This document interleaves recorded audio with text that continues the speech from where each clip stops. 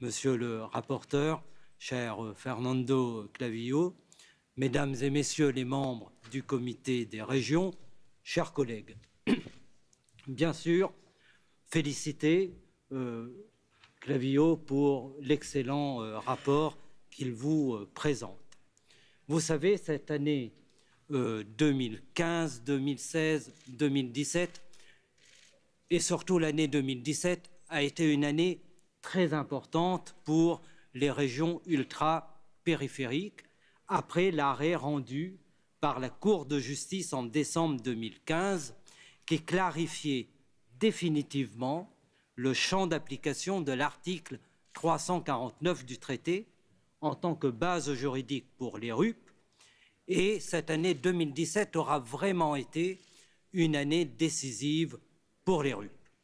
L'intense travail du Parlement européen depuis le début de cette législature sur la question des RUP dans toutes les commissions parlementaires, puis le mémorandum des présidents des régions ultrapériphériques que je veux rappeler pour un nouvel élan dans la mise en œuvre de l'article 349, puis le forum des RUP à Bruxelles, puis la conférence des présidents des RUP à Cayenne ont contribué tous à poser les jalons de nouvelles perspectives pour les RUP.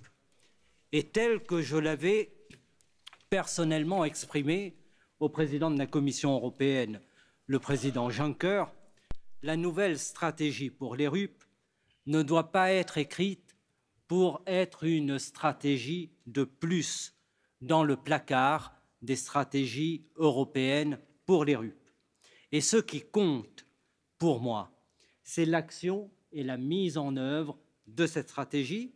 Et pour ce qui me concerne, c'est bien à l'aune de la mise en œuvre de cette stratégie que nous l'apprécierons définitivement.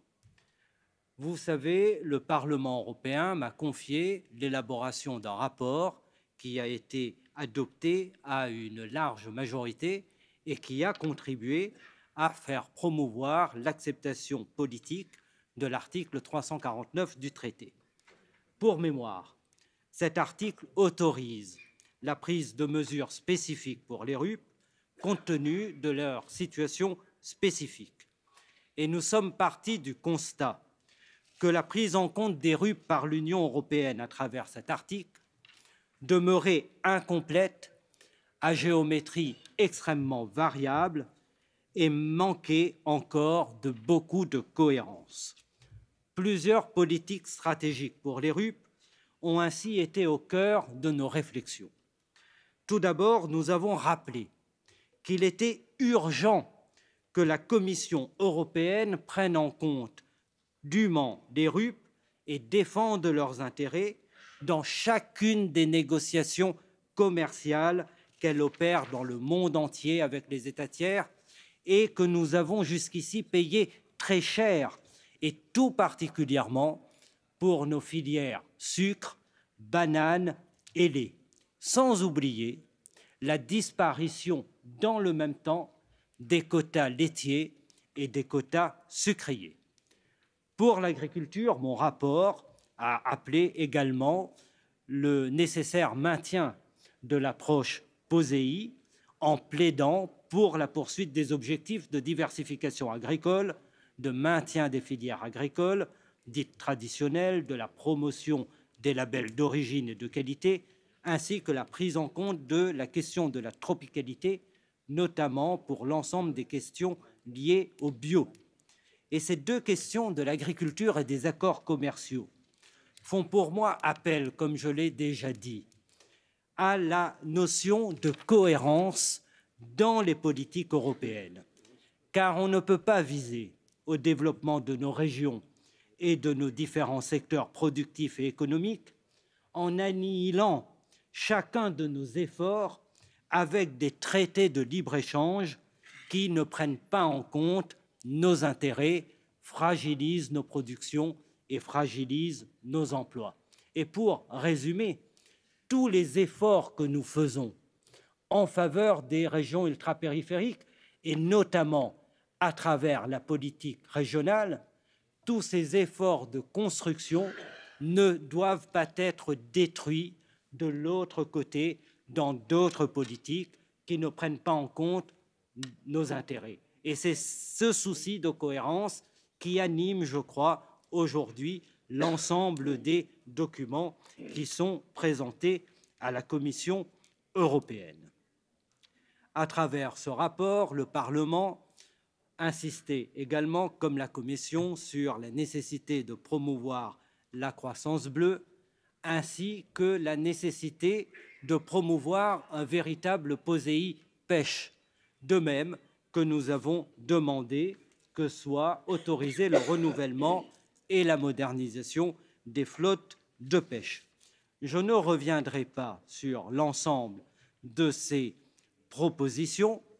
En résumé, comme vous, monsieur le rapporteur, j'ai accueilli favorablement un certain nombre de propositions de la Commission européenne.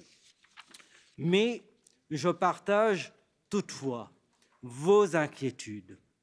Et ces inquiétudes sont nombreuses. J'aurais aimé un traitement plus approfondi de la politique de cohésion dans les RUP, dans le document de la Commission européenne, dans sa stratégie, ainsi qu'un travail sur les dimensions sociales et d'emploi des politiques européennes.